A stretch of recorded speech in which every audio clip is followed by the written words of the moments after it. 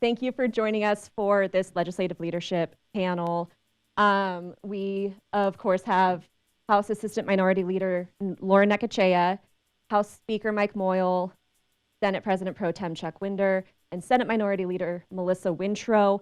I'm going to turn it over to them. Each of them are going to talk about their legislative priorities for a little bit, and then we will open it up to questions. As a reminder, wait until we get you the microphone so our friends who are watching online can hear your wonderful questions. Representative Necochea, if you want to get it started.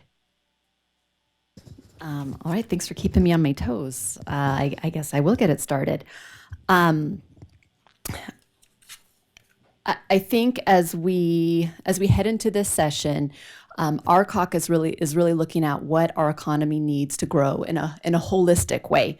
And I think sometimes our legislature has been kind of a one-trick pony, focusing on cutting corporate income tax rates, and there's just not that's not going to address the complete picture, and it's not a solution for some serious challenges that our state faces. We're hearing from families and businesses about really the same needs and challenges that hold our businesses back from growing because they can't get the workers they need, and that hold our families back from raising their kids and taking the jobs that they want to take and building a thriving community. These challenges are childcare. Same is true for preschool, workforce housing, and transportation. And our public institutions are facing similar challenges that the private sector is facing. We just heard from the governor about the challenges in recruiting law enforcement officials. We need reliable infrastructure that gets products to market and employees to the job site and home again. So we're going to have a lot of work to do investing in all of these building blocks of a strong economy. I also heard over the summer, from irrigation districts that face big upgrade needs. So there's just a lot of things where we're behind the curve, and we need to get ahead of it if we're going to build long-term prosperity for our state. And the governor focused on it well this morning, but we are also very focused on education, making good on that commitment from House Bill 1, and increasing resources for our schools. It's disappointing that our schools are facing crises right now in terms of getting employees. Our special education classes in particular are facing big challenges, and we've kind of made a promise for money coming a year from now. So I hope we can do better. I hope we can more accurately forecast our revenue and put to work the resources we have on the table in this session. We also have on the flip side of how we invest our revenue, we have important questions to deal with always about how we collect that revenue and how do we do that fairly and equitably in a way that lifts up working families. And we need to do better. I think nowhere is this more clearer than in what's happening with our property taxes. We need a stronger vision than what we heard this morning for dealing with our property tax woes.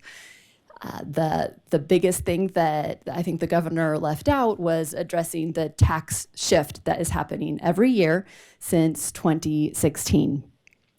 So in 2016, that was when the bill came to cap the homeowners exemption. Every Democrat voted against this bill because they could see what would happen. They could see that as home prices rose, the tax load would shift onto homeowners and away from commercial interests. The index that we had that kept that homeowners exemption growing year after year helped maintain a steady balance, and now that's gone out the window. If the legislature hadn't passed that bill in 2016, the homeowners exemption would be worth $224,000 today. Instead, the legislature's only allowed it to creep up to $125,000 with a one-time increase. So that's $100,000 more of value that homeowners have to pay taxes on than they would have if we hadn't put that cap in. So that needs to be addressed. We badly need impact fees for schools.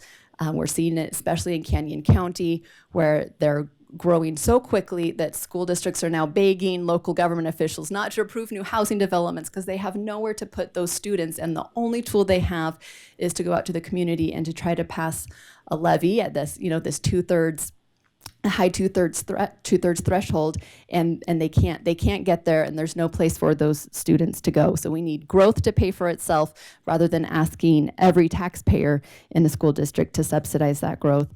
And we need more property tax reduction for low-income seniors and others who are at risk of being taxed out of their homes, and in an environment where there are few other housing options. It's one thing to get taxed out of your home when you can find a rental. That just doesn't exist. So I guess just to sum up, as Democrats, we see a lot of real challenges that are making Idaho hard to afford for our working families, and we want to address those real issues. We want to reject the boogeymen and kind of the extremist bills that we see popping up. Banning books and jailing librarians are not approaches to prosperity. These bills hurt our state because it makes it harder for employers to recruit and retain talented employees when Idaho keeps making national news for these extremist ideas. So our caucus stands ready to focus on real solutions and the real Idahoan and the real challenges that we face, and we hope our friends across the aisle are ready to meet us there and we can work together. I guess you're looking at me, so I'm up next, right? I thought we were starting with our seasoned friend.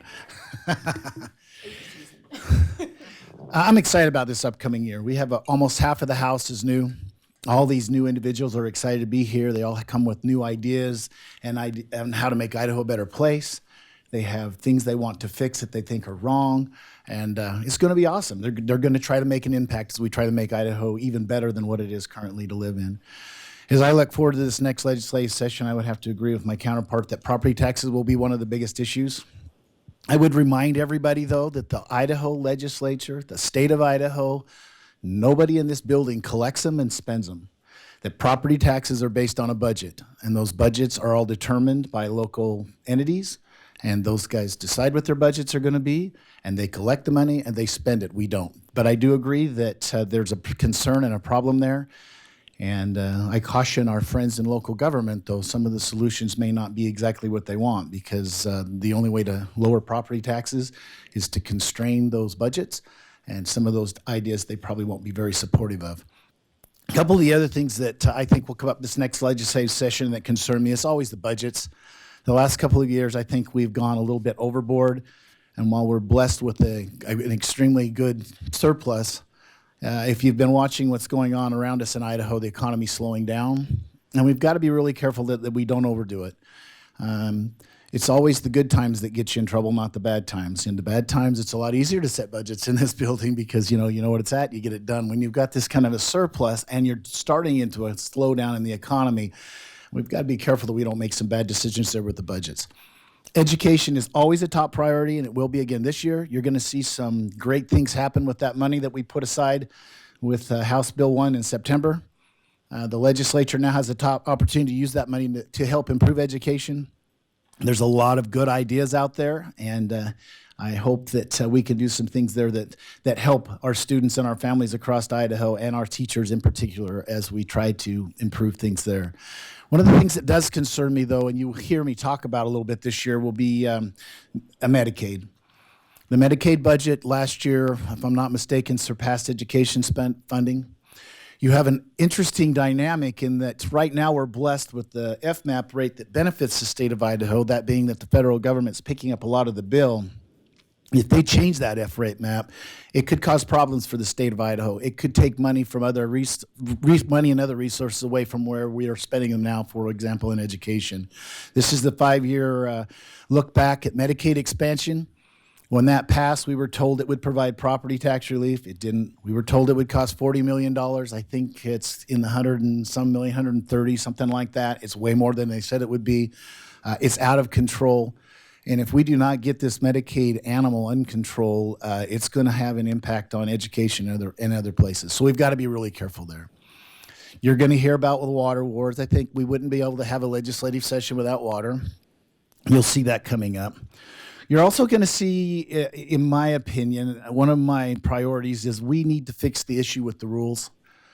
Rules have the effect of law, and currently one chairman can put a rule in a drawer if it's not a fee rule, and it becomes the law of the land. It has an impact on Idaho citizens. It could do it can impact their businesses, their families, and everything else. And it has the effect of law, but it was never voted on by the House and the Senate. That has always griped me. And you will see me try to fix that this year. We've come close a couple times, but rules are law. They need to be approved by both bodies, all rules. So you'll see some talk there. You'll also, I think, the governor did veto the bill dealing with the courts last year. I think you'll see that come up again. I don't think that the issue of the Judicial Council has been resolved yet. I have a concern on the way we reappoint judges when we have vacancies, and I think there's a path forward there. Working together, we can find a solution for that. But I do look forward to this session. It's going to be fun. It's going to be a learning curve for a lot of us, myself included. And you're going to see us do what we can to improve things here and do what's right, and it's going to be awesome. So thank you. Thank you. I'm Chuck Winder. I serve as the President Pro Tem of the Senate, and welcome all of you here. Thought you had some great questions for the governor, and I took good notes, so I learned some new things too this morning. I think our priorities always start with a balanced budget. And so when we come here, that's our constitutional obligation, is to leave here with a balanced budget. We're going to have, again, the opportunity to have a significant surplus, $1.4 billion approximately. And as we've done over the last 3 opportunities, we've lowered tax rates, both income and corporate. When you think about the amount of money that we have actually given back in rebates and lower tax rates, we've helped a lot of people maintain their ability to have their homes and to have more income in their pockets. Education is always going to be an important issue because that's what people say is important to them. You'll see some efforts to have the money follow the students, maybe in a different way than it has in the past. There's some Supreme Court rulings around the country that allow tax money to be used in private schools. I think you'll see some pressure to do some of that. We had a program over the summer and still continuing of $50 million of federal money to help parents take care of the needs primarily as it related to remote learning. But I think those are some of the things you might see. There aren't a lot of private schools in Idaho.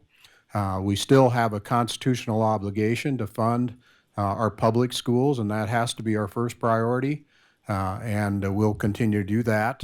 But we have the luxury right now to be able to do a little of both. So I think you'll see some changes there, but not significant, and I don't think at the expense of public education. Public safety issues, law enforcement, mental health issues, drugs, the impact of fentanyl, as you heard the governor talk about.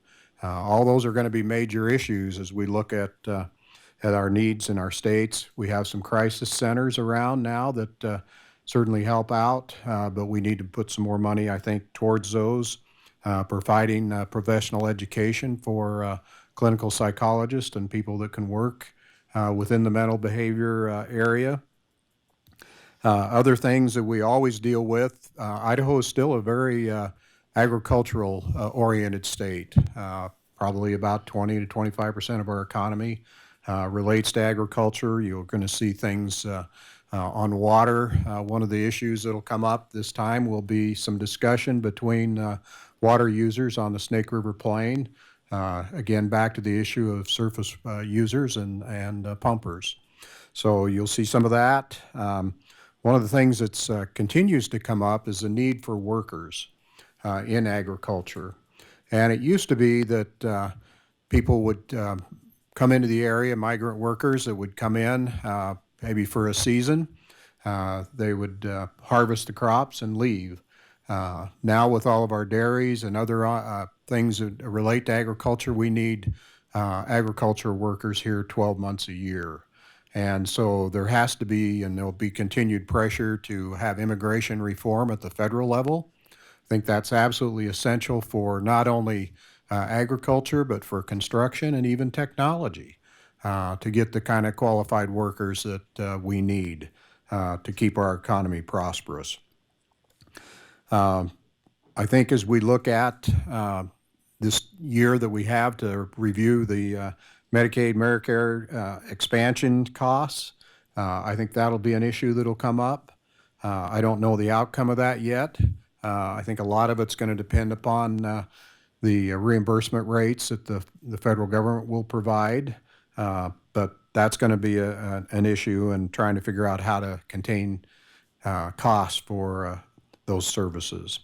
And as part of that is, as you heard the governor talk about, are healthcare workers. How do we get more and more people qualified for that? One of the things that came out of the COVID was the traveling nurses and traveling anesthesiologists, different people that were traveling around the country. They could go work for 3 or 4 months in a Chicago or a St. Louis, make as much money as they could make in a whole year here. And what did that do? That basically now has increased the cost to have nursing and support people in our own local markets. And so that's a major issue for the hospitals and healthcare providers. The demand is high and the supply is low. We've got to figure out how to increase the supply of healthcare workers. Property tax. I think we need to look at the circuit breaker again. We lost, I think the number I heard was about 1,100 people that got kicked off of the circuit breaker. These are the lowest income people that can qualify for a circuit breaker. I don't think that it was the intent to do that, but I think we need to look at that and see how we can keep people in their homes. It's one of the few forms of wealth building that we have as Americans and as lower income families. So I think that's a really important part of our prosperity in our country. And then I think, just the last thing I would mention are the courts. I think there's a growing concern about the process of electing and not electing our judicial branch and the impact that has to where maybe there's too much influence from the Bar Association or from defense attorneys or whatever your key buzzword of the day might be. But we're going to take a look at that, see if we can't get some more confidence back in that process. And so I think that'll be a major issue, as was mentioned in the governor's answer this morning. He did veto that bill, and so I think it will come back again, and because I think it's something that we see that needs to be done to provide a fair, equitable judicial system in Idaho. Thank you, and thank you for your comments. I look forward to your questions. Flashbacks of committee. Thank you, Senator. I might borrow some of your notes. Sounds like we agree. You can read them. You're welcome. I'm teasing. Well, my name is Melissa Wintrow, and I serve for District 19, and I'm just so honored to serve this year as the minority leader in the Senate, and I'm looking forward to working with Senator Winder. The Senate has such a wonderful history of tradition and decorum, and I look forward to what we can accomplish on the Senate floor this year.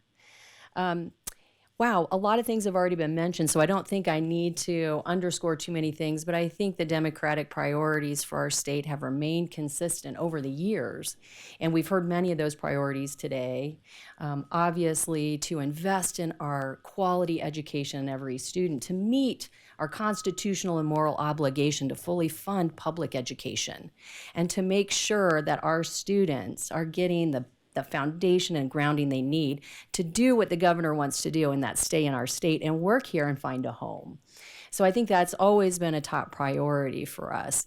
And I do think we need to keep public funds in public education. We've heard about the competition for resources and the tension that creates for education. So let's not increase that tension anymore and be sure that we're investing in our public schools and not siphoning public funds off to private funds. So high priority as we've mentioned. I don't think I need to say much more about the property tax situation and tax fairness for all. I think that's been covered, and I hope that we do address that. I really loved something the governor said, and that was, hey, there are a lot of other things that the state can fund that impact local level property taxes, so we don't have to really revert to controlling the local governments from the state level. And that, if we actually funded some things that he mentioned, there were 6, 7, 8 things I listed, that would decrease pressure on local government, and that might impact our property taxes as well. So I love that he said that. Healthcare. I think we're all on the same page. We have a healthcare crisis. We have a shortage of healthcare workers. And I can tell you from my time working on health and welfare and in the Joint Finance and Appropriations Committee, I get consistent calls from providers in our state who are begging for reimbursement increases so they can actually care for the most vulnerable among us. And we know that if we can keep people in their homes, it decreases, money the state has to pay in institutions. And quite frankly, I think we want people to age in place, don't we? We all value what it means to have a home, our history, our own connection to our land and our property. I remember my dad, when he was passing away, he got to pass away in his home. It meant so much to him. Now, could he have sold his house, got a little bit more money? Where would he go? What would he do? Mentally and emotionally, what would he do? So I really love what some of the comments were here today, especially Senator Winder, that we have to address that issue. We have to protect our natural resources. Of course, it is essential that the government make sure that we have clean water and clean air. That's the foundation of our communities. And I think, too, one of our priorities has always been equal opportunity for all, to make sure that every Idahoan has the opportunity to succeed, regardless of your zip code, regardless of your race, regardless of your sexual orientation. That we believe every Idahoan deserves to be who they are and want to be, and to pursue the happiness and their dreams and have the liberty that they are guaranteed in our Constitution. That is something that we have always stood for. And the one legislative priority that I will mention, I do think we need to add the words. I sat on the original committee in 2015 when we had a first full hearing. I remember the tears. I remember the 24 hours of hearings. It is time to add the protections for folks who are gay, lesbian, and transgender in our state. People should not have to live in fear for their safety, fear of their work, fear of their home, fear of getting services for who they are and who they love. That's just not standing for our liberties and our personal freedoms. And we know right now that this group of folks has been under attack. We preempted a terrible thing that happened up north in the summer, thank goodness. And I have constituents that come to me out of fear and want to leave our state. If we care about the suicide rates of our state, which I know we do, this legislature has voted time and again to protect and to infuse finances into mental health supports. Our Behavioral Health Council, a beautiful example. We have to recognize that suicide prevention is a big part of this equation for people who are gay and lesbian. And we know that they experience disproportionate rates of suicidal ideation because of the disdain they feel for who they are. We have to correct that. And so I would ask, and I remember this fall we actually attended the Human Rights Memorial here in Boise to honor Phil Batt for his contributions as a governor and his respect for human rights and dignity. I just remember the warm feeling of being there with my colleagues and thinking, the time is now. It is time. And we know that's the case because the Statesman did a poll. I think it was the Statesman USA. I can't remember the name of it. It was printed. And it was a survey of Idahoans who indicated, most Idahoans indicated, I think it was 60%, said that first, they support adding the words and adding those protections and that people should not be discriminated against based on their sexual orientation. And they also, about half of them said they supported same-sex marriage. And those are all increased from previous polling. I think from 2006 is what they cited. So enough in the weeds, enough of that, but I think it's time to do that as well. So thanks for your time. Thank you so much to all four of you. I'll go ahead and kick it off. I'm going to direct this question to the majority, though the minority, of course, is welcome to respond. Both of you, both both of you have members of your caucus who have been very concerned about expansion. You mentioned the cost. Is repealing expansion off or on the table? Well, I think the reason the bill was originally set up the way it was is so that when we hit this 5-year period that we would review it and see if it was doing what it said it would do, if it was working. And so all things are on the table, in my opinion. Do I think it would happen? It's an uphill battle because you have to go back with your hand in the hat and ask the federal government to let you out, and then they have 18 months to tell you no. So I don't know that you could get rid of it, but if we do not get that thing constrained, if we do not get Medicaid under control, if we do not figure out a way to prevent the growth that's going on there, we're in trouble. And remember, the federal government's done a terrible job of the last few years of just spending money, handing it out. We've got inflation through the roof. The problem they have is that interest rates have gone up and are going up. And we've heard that the Fed's going to raise them again. As those interest rates go up, there's going to be a point in time where the federal government can't make their payments either. They can't borrow enough to make it work. And one of the easiest ways to get money back is to change that FMAP rate. And every adjustment of that FMAP rate either benefits to the tune of millions or costs us millions. So as we look at the overall picture, we have got to get something done in regards to protecting ourselves from future increases. And I don't know what the answer is. We'll discuss that. And our chairman on the House side knows that that's a concern, and a lot of our members. And so hopefully we can do some stuff there to slow down the growth and the cost and prevent it from literally, it could break the state if they move that F rate too much. Yeah, I think obviously it's going to be discussed. It's not off the table. I don't think it's easily repealed, but I think it is going to have to be looked at from the standpoint of what are the costs, what are the containments. You heard the governor talk about it.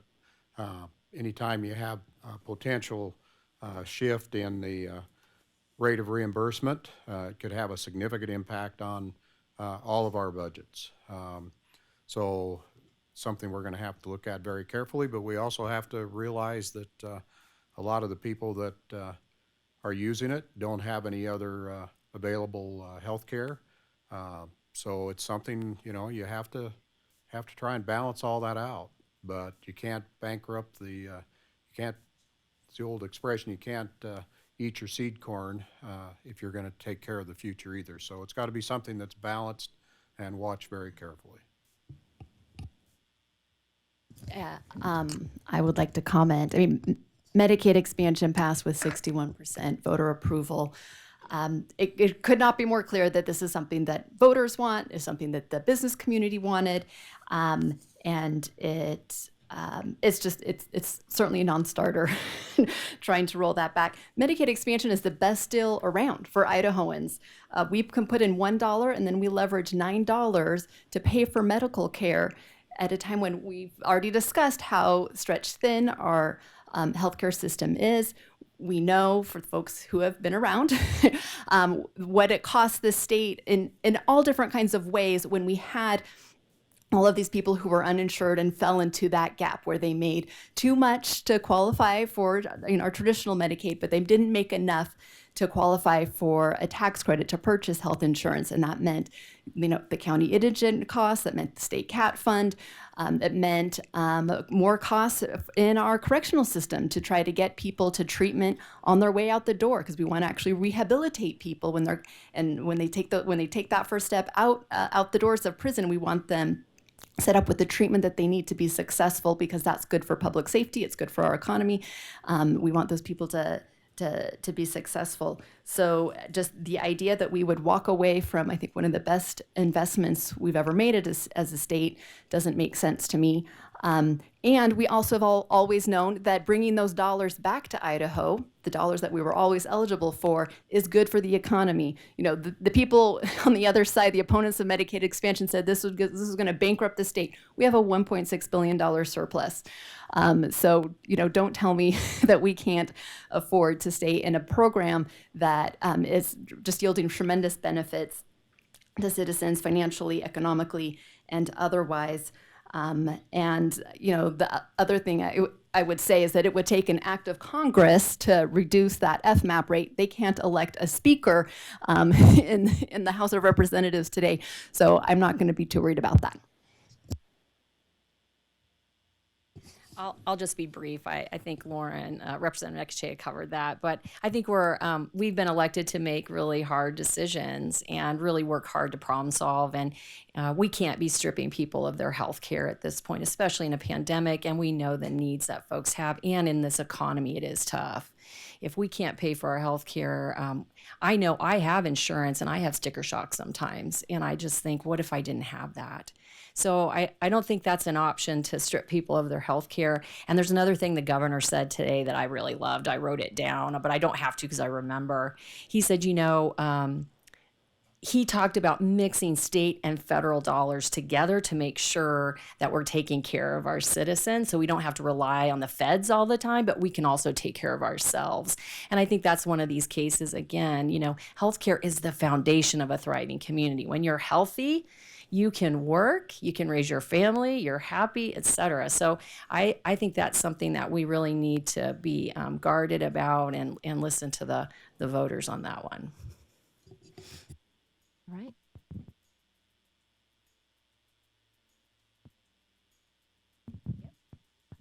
I'll ask this to all of you. What does a fully funded education system look like? Buildings for people spending goes up, just out of curiosity, whatever each one of you thinks about it. What does that mean? The question as I heard it was school funding and what are we doing to deal with school funding and buildings and. What does a fully funded education system look like to you? Okay. Well, I think, we have a working group that's been looking at the how we fund the actual construction of our schools in the state. Right now, it's pretty well at the local level. It's bonding. Those are put off on the taxpayer, property tax. So I think that's one of the things we're looking at and considering whether there may be some different ways to do that. We have an endowment fund for education. Is it possible to use some of that distribution to actually help with the debt or financing of schools? So I think there's a lot of stuff going on. I think basically providing for the safety of our students in the schools is part of that, paying our teachers well, having good, unclassified workers that are there and being able to compensate them. And one of the interesting things I learned as I looked at the minimum wage, that a lot of the people that have these types of unclassified jobs are the lowest paid in our schools, but they're also the lowest paid in our public health system too. And so I think there's some things here that we need to realize that we need good people at all levels. And I was traveling just before the holidays and looking outside of the airplane and watching these men and women load the luggage out in the snow and the rain and all the crap, and just thinking, if you don't have people that are doing those jobs, the whole system collapse. And that was part of what we saw, I think, with the Southwest crisis airline. And if you don't have people, you aren't going to get anything done. Can I add to that? I really love what the senator just said. If you don't have the people, you can't get things done. And I really do think that a fully funded school system includes many of the things that he said. And I would first and foremost prioritize investing in the people that keep those systems running: teachers, custodians, classifieds, everyone. Because when we invest in people, we invest and the kids, right? And the thing, again, I just loved a couple things the governor said. Another thing he talked about was how he loved to see wages increasing. And he sees that happening in the business sector. Free market is responding to need and raising wages. And so I would encourage him as governor to think about that as well. We need to keep up, just like the private sector, to keep people in those jobs. We need the best people teaching our kids. We need the best people in those schools, and I would invest in wages first. I've struggled with that concept of what does fully funded education mean for quite a while. Because when you look at the educational system, more money does not always equate into better results. Some of our better schools are the ones that don't have supplementals and don't have bonds and are doing a great job. Some of our school districts are sitting on cash reserves. And so I often wonder, what does a fully funded education mean? I think that as the legislature looks forward, we need to focus on the areas where we know we're going to get a bang for the buck. We need to focus on the areas where we're going to get a return for those dollars, as we try to improve the education for our children. We all know that we all want better education. Education is probably the most important thing to everybody in this room, but we may differ on how we proceed with that. So we need to find those areas that we agree on, that we know we can get results for those funds. So it's not a black and white answer. Yeah, I just add briefly, fully funded education means we don't have hundreds of millions of dollars in backlog maintenance needs. The generations of Idahoans who came before us, in many cases, built a lot of those old schools, and we need to be responsible caretakers of that investment, to honor that investment, and for the sake of our school children. Fully funded education means we don't have unfilled vacancies, or we don't have to lower our standards for what we expect in terms of the preparedness of our educators and staff. I don't think it means being 51st or 50th in the nation for our investment. So we have a long way to go. Maybe just one quick follow-up comment on that.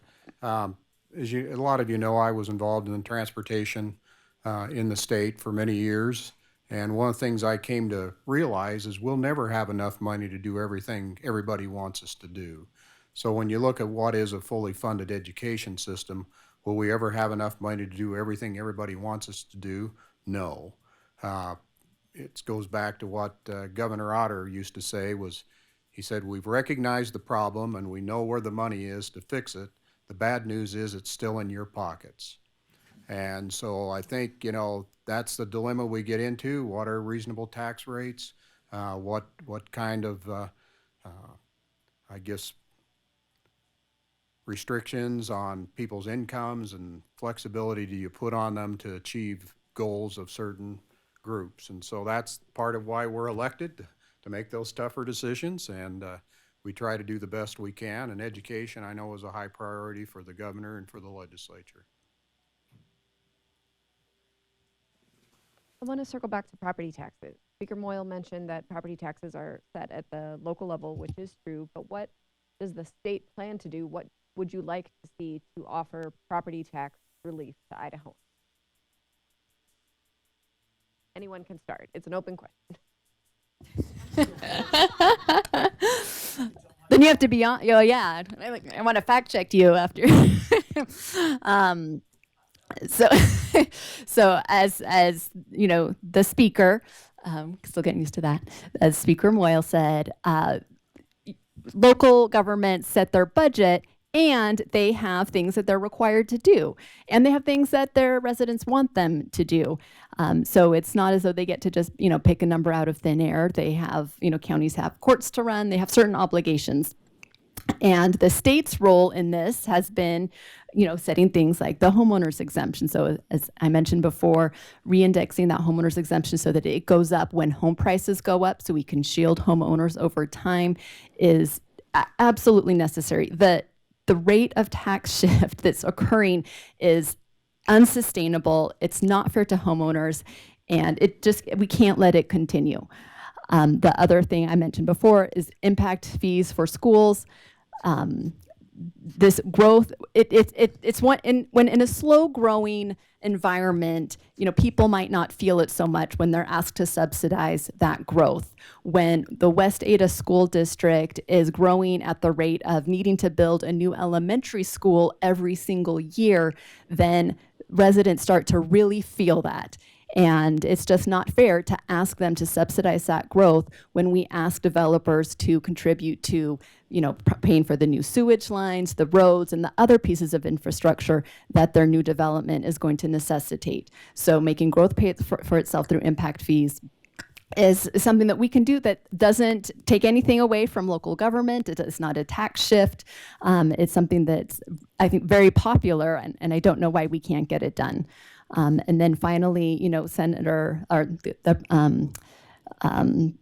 Pro Tem Winder mentioned our circuit breaker program, It actually was intended, the change in the law that kicked over 1,000 low-income seniors off of the circuit breaker. And I would love to go back and correct that so we can get low-income seniors back into property tax reduction and look at other ways we can help low-income Idahoans get into that program and get that assistance. It's important that we have it for veterans.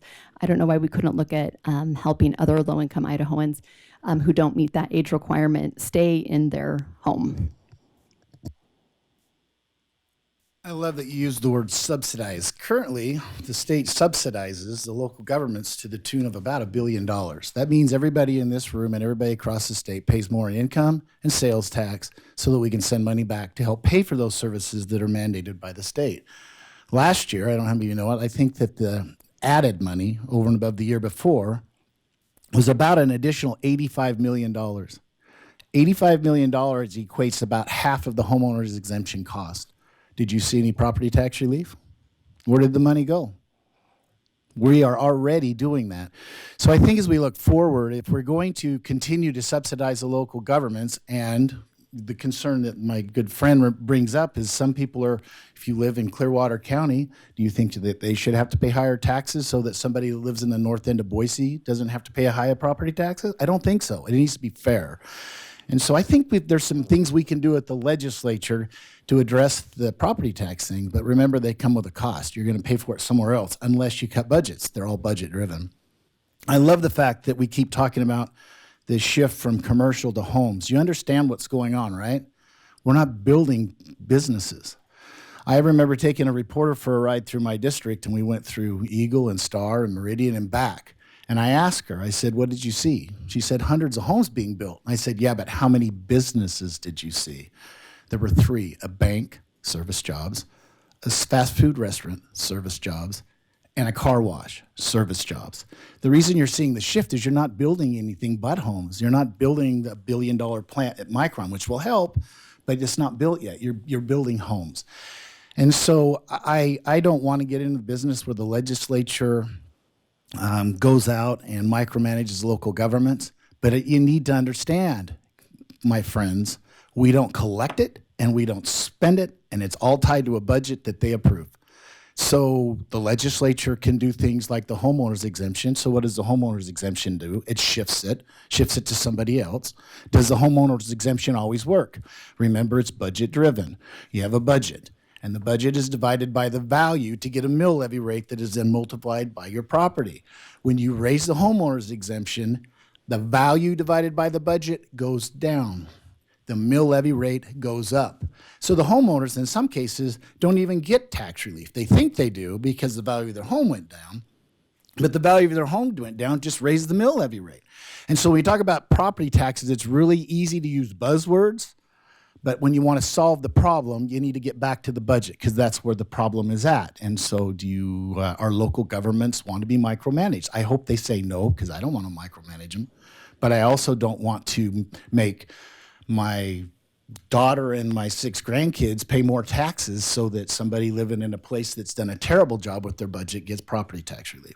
So there's a balance, and I think there's some ways we can get there. I think the governor's given us some clues on what he's willing to do, and he realizes, like I and others, that we have a property tax problem, but the devil's in the detail on how we solve that. We want to solve it and not make it worse. We don't collect it, we don't spend it, but we don't want to make it worse either. Just a couple of quick comments. Homeowners exemption sounds like a great idea, but where does it shift that to? It shifts it over to rental properties. They have to be in the same category, basically, so it goes over to multifamily. These are people that probably can't afford to buy a home, or they would probably be in one. So that hurts some of the lowest income people, and it's a shift. It's not really a reduction.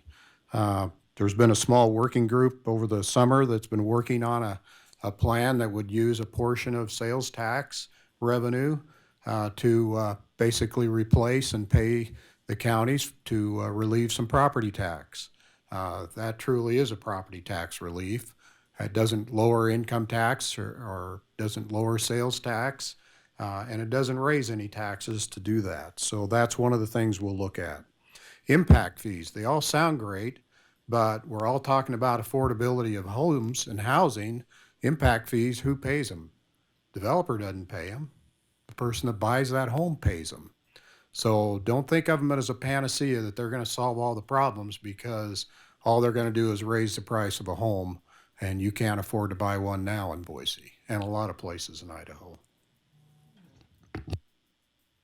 I'm just going to add quickly, a lot of things have been said, but I do think that one thing needs to be considered is that growth has been really high here. So we have to keep up with that growth.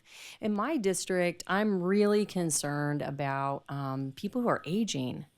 I had a 65-year-old woman on her porch crying, talking about, she's been paying taxes since she was 14, and now that she's on Medicaid or Medicare and fixed income, her little tiny 1,100 square foot house, she can't afford the property tax. And I understand, because, when I moved into my little 1,200 square foot house 20 years ago, I was paying $720. Now I'm paying $7,000. She can't do it.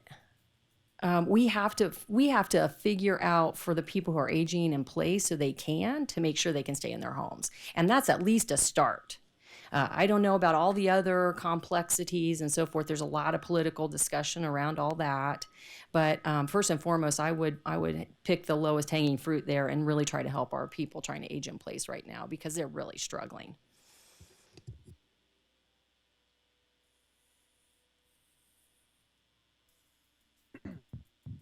A question for Speaker Moyle on the Judicial Council.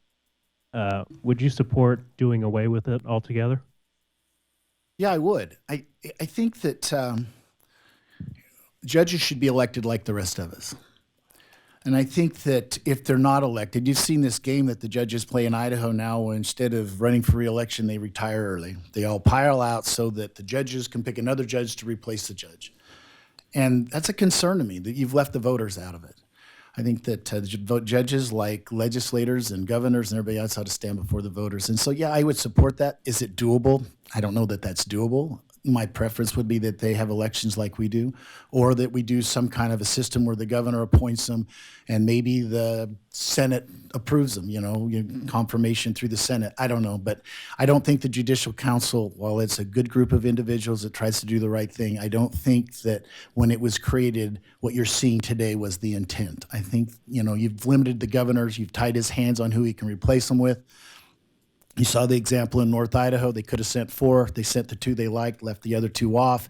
The governor's hands are tied. He has to choose between 2, and they may be good or they may be bad. He doesn't have a say, and I think that's a mistake. I would rather go back, if we're going to go down that road, just let the voters decide. But, that discussion will continue. I think the governor's acknowledged there's a problem there. He just didn't like what our resolution was last year. And I know that there was a task force that met this summer and has a proposal that I've reviewed and that I'm not a big fan of, but we'll see. I guess I'm trying to say is I don't think it's going to go away either. If there's another Judicial Council bill this year, will judicial salaries be in that one as well? I don't know, but I love the comment when the compensation committee for the legislature is half judges and half the executive branch. And I love the comment that 2.5% increase for legislators was not political. So I thought that was interesting. I don't know the answer to that. Can I make a comment? I just a lot of things keep me up at night during the legislative session.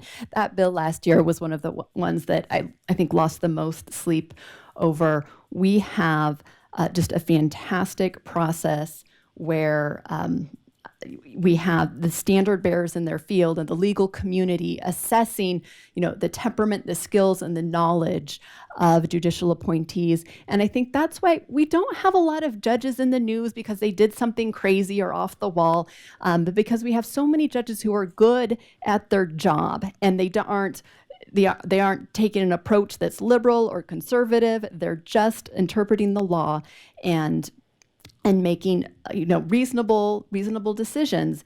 And the bill last year that would have stacked the Judicial Council by adding a whole bunch more governor appointees and would have politicized the Judicial Council was very concerning to me as someone who appreciates the independent judiciary that we've been able to rely on. Just quietly doing a good job.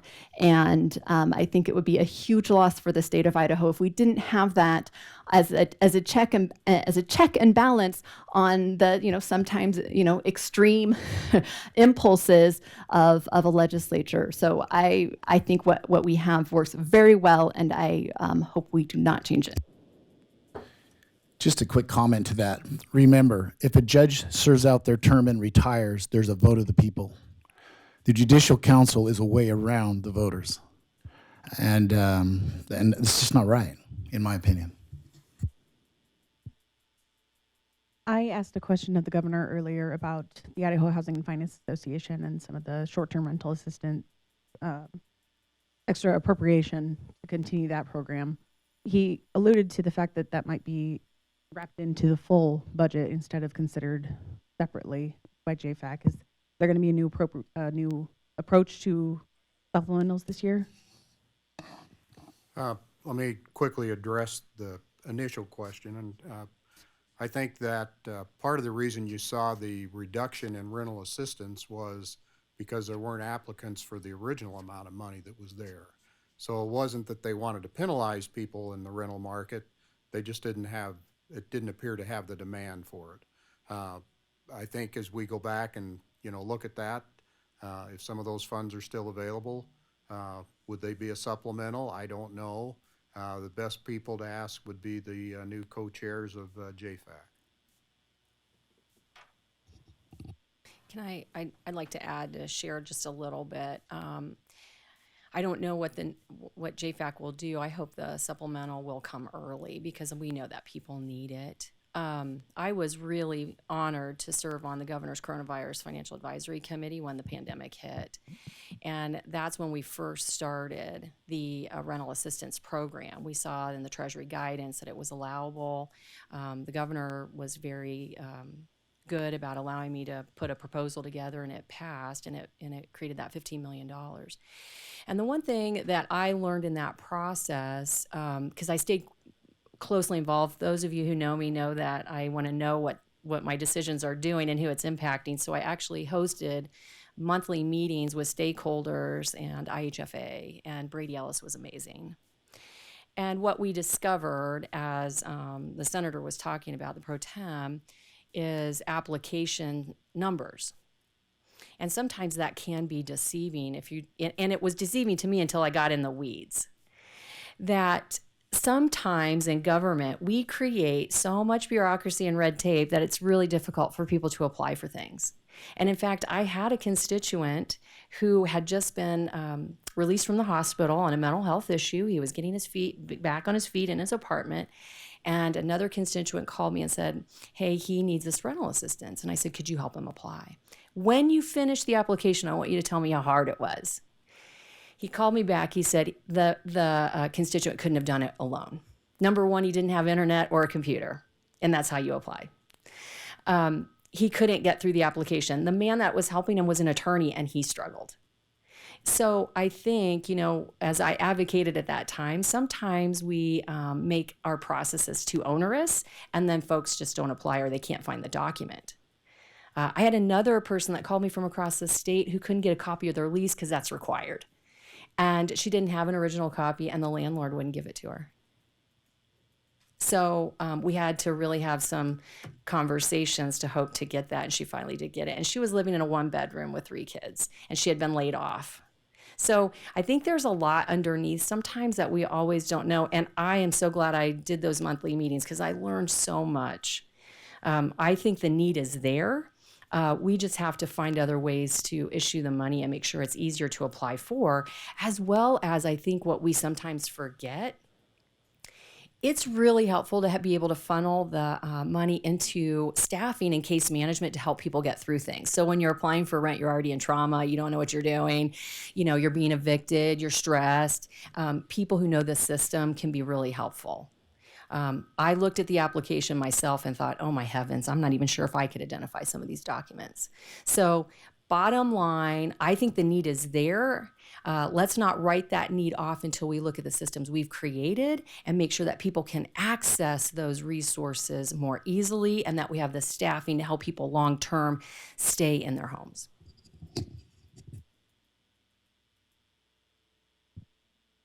we've talked quite a bit about property taxes this morning. One of the things the governor specifically cited is that the legislature has put money toward the public defense system, which should help take some pressure off of local property taxes. That bill last year only earmarked funding. It didn't direct how those funds would be used to design this public defense system. What sort of conversations are happening among lawmakers right now, and what sort of bills about public defense can we expect to see? And that's an open-ended for any of you. Yeah, I don't know that you'll see a whole lot. There's already a Public Defense Commission in place that's working with educating and qualifying and certifying public defenders. But I think what the money was set aside for was to go in and directly offset that against what it was costing the counties for their public defenders. So I think hopefully they did that and will do it, and that'll relieve some property tax. There's discussion about, you know, should the state take over the court system throughout the state, and that would reduce property taxes to locals. You know, there's going to be all sorts of different things, you know, talked about. Supplementals, should the state take on the supplementals? And again, you get back to those that have managed well and maybe those that haven't managed as well. And so I think, you know, there are lots of issues here. I think a lot of those things will be looked at, but we tried to give the discretion to the counties to use the money to meet their needs at the county level. And hopefully get property tax relief back to those constituents in their districts.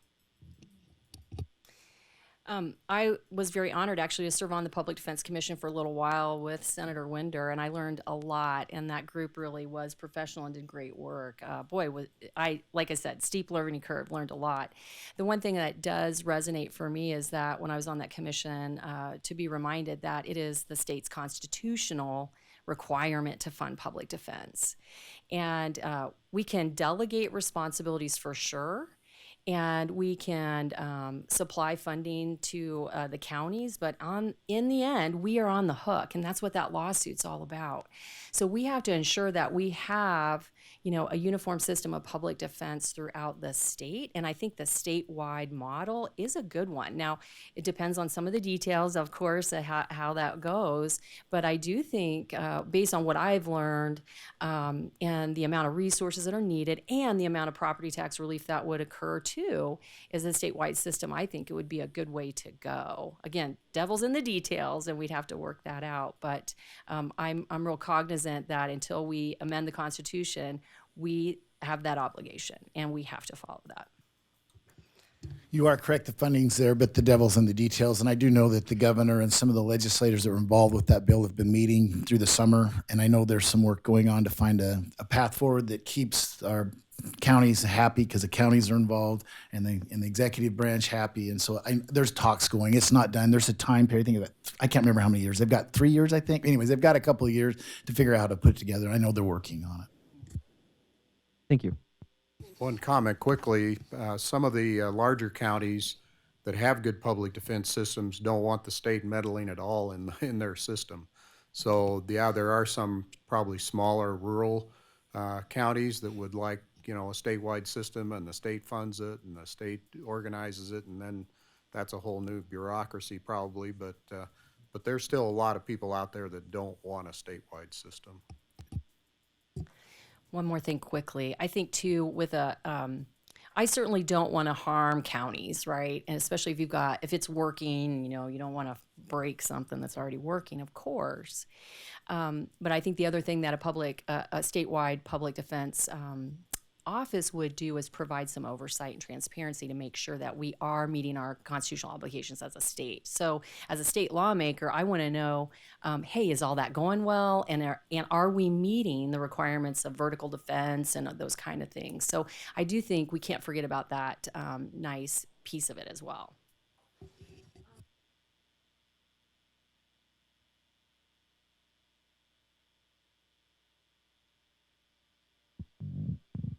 Don't have time.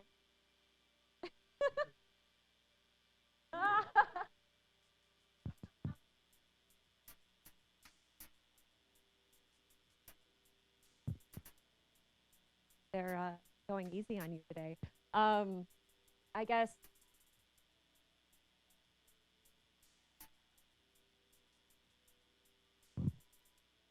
one fun question for the new speaker. Last session, we saw some contention on the House floor relating to certain lawmakers trying to pull bills out of committee directly to the floor. Do you expect those sort of disagreements to continue this year with the new kids, or do you think things will be smoother? The ones that were causing most of that grief have moved on to new jobs. I don't know. I think back to what I started off with. These new guys really want to do what's right. They really want to get things done, and they're excited to be here. And I think that helps them realize that all that does is stalls things out. I think they realize that we want to be effective and work together to find solutions. So, time will tell, but I don't think that that's the kind of legislators we have in the House now. They understand that they want to do what's right, get things done, not try to get their name in the paper every day. To flip that question, are you as speaker planning to operate kind of the same way that Speaker Bedke did, in which some bills aren't going to get it? Understanding that that's chairman's prerogative, they look to you as the speaker. I understand Are we going to that. see more of that? Remember, the bills we're talking about were personal bills. Personal bills are bills that are introduced to get around the committee process. They did not go through the committee process. They go to the chief clerk, they get a bill number, and since I've been here, they've gone to Ways and Means where they rest comfortably. If you're talking about a bill that's gone through the committee process, that has had a hearing and been introduced through the committee process, that's a different deal. The chairman still have prerogative. I'm not going to go put my finger on them. But I think that if you look at where we're talking about, there are two different types of bill, one that had a hearing and one that didn't. And I think the ones that didn't, you understand why they go where they go. The committee needs to be involved. When you try to go around the committee and go around the legislators because you've got a problem that you don't want to address with the chairman or the committee members, that's not the way to do things. You need to get in the room, you need to work things out and find some commonality, common solutions, common point, and get those bills done that way. And I think you'll see more of that this year. I really do. These new guys really are incentivized to do what's right, and they're not here to be obstructionists. They're here to get things done. So I think it'll be a lot better. Yeah, and one of the interesting things that's happening on our side is some of the new members from the House side that are coming over to the Senate side are talking about a rule that would exactly prohibit that from happening, that you couldn't pull a personal bill or even try to pull a personal bill out of Ways and Means or wherever it might be if it was being held. So I think maybe they learned some lessons from their time over in the House, and so we'll see how all that plays out. Right. I want to thank all four of you for taking the time to talk to us today. And we'll certainly see a lot more of you starting today. Thanks so much. And just as a note, especially to some of the new members of the press corps, if any of you have any questions